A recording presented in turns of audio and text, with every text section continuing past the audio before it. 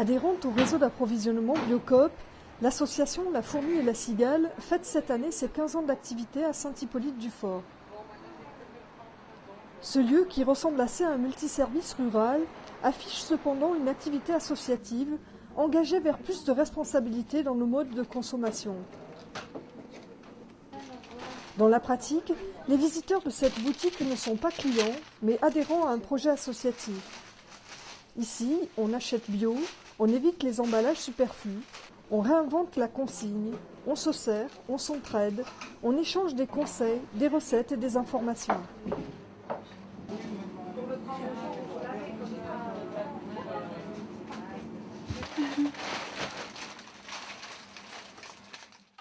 cherche de la polenta, mais je ne sais pas si je trouve.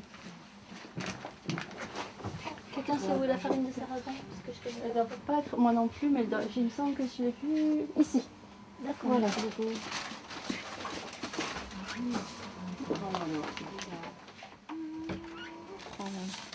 Ça fait bien, il y a une balance.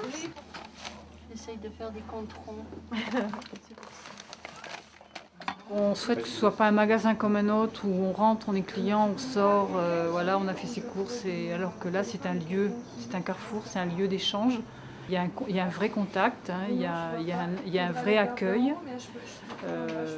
Et ça circule, voilà, les informations circulent.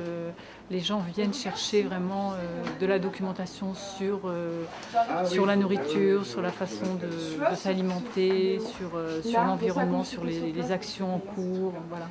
Donc c'est vraiment un lieu où on peut partager, on peut vraiment échanger.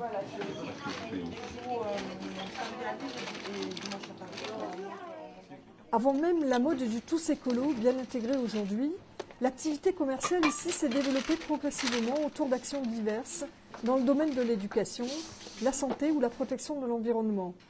Des expos, une pièce de théâtre, une émission radio ou encore la création d'un label produit local.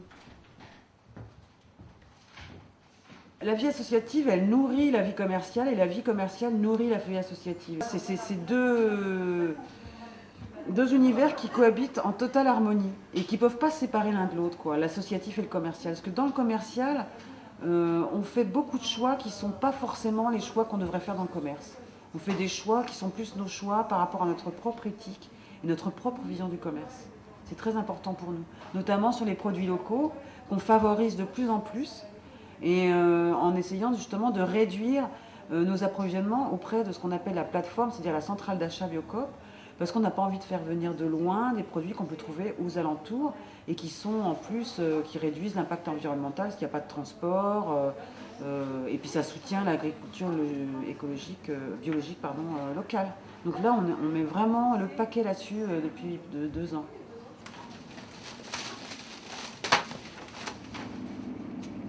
Si on fait tout en même temps, après on est perdu.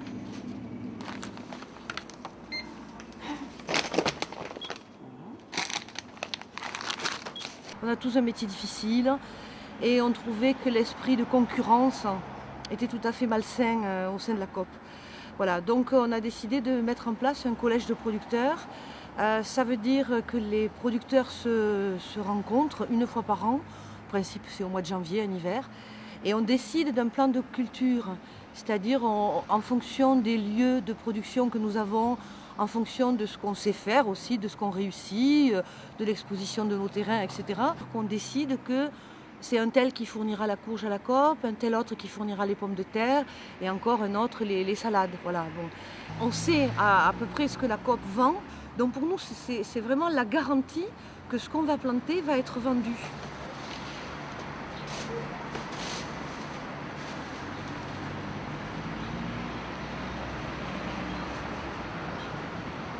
Comme j'ai des animaux, donc j'ai des contraintes de travail assez strictes.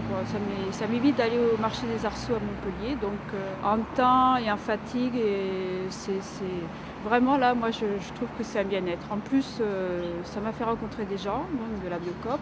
Et puis c'est vrai que c'est au jour le jour. Ils téléphonent dans la semaine quand il faut ravitailler. Donc en fait, c'est un débouché sûr et pour moi, bon, comme j'habite à 7 km, c'est vraiment l'idéal.